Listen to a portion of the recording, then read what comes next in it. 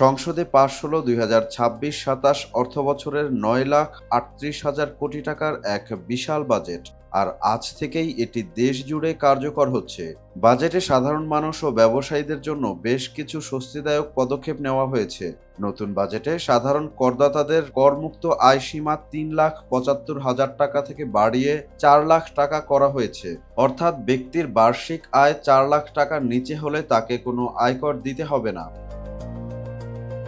বেসরকারি বিশ্ববিদ্যালয়, medical college, dental college, engineering college এবং শুধু তথ্য প্রযুক্তি বিষয়ে বেসরকারি কলেজের আয়ের ওপর কর হার ১০% কমিয়ে ৫% করা হয়েছে। ব্যাংক হিসাব খোলা, বন্টননামা, দলিল নিবন্ধন এবং সম্পত্তির নামজারির ক্ষেত্রে টিআইএন বাধ্যতামূলক করার প্রস্তাব প্রত্যাহার করা হয়েছে।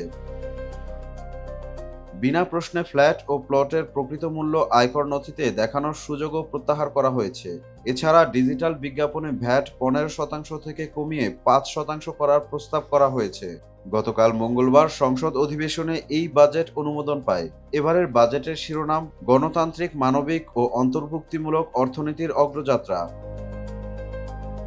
অর্থমন্ত্রী আমির খসরু মাহমুদ চৌধুরী জাতীয় সংসদে নতুন বছরের বাজেট প্রস্তাব উপস্থাপন করেন। বিদায়ী ২০২৫-২৬ অর্থবছরের মূল বাজেট থেকে এটি ১,৪৮,০০০ কোটি টাকা বা প্রায় ১৯% বেশি।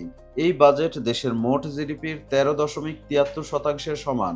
গত অর্থবছর মূল বাজেটের আকার ছিল ৭,৯০,০০০ কোটি টাকা। বাজেটে আয় ও ব্যয়ে সার্বিক ঘাটতি থাকছে ২,৪৩,০০০ কোটি টাকা। এ টাকা মোট জিডিপির ৩.৬%-এর সমান। ঘাটতি পূরণে অভ্যন্তরীণ উৎস থেকে ১,২৭,০০০ কোটি টাকা ঋণ নেওয়ার লক্ষ্য ধরা হয়েছে। এছাড়া বিদেশি অনুমোদন থেকে ৬,১৫০ কোটি টাকা পাওয়ার আশা করছে সরকার। ২০২৪ সালের মার্চ থেকে ডিসেম্বর পর্যন্ত টানা ১০ মাস মুদ্রাস্ফীতি ১০%-এর বেশি ছিল। মুদ্রাস্ফীতি ৭.৫%-এ নামিয়ে আনার লক্ষ্য রয়েছে।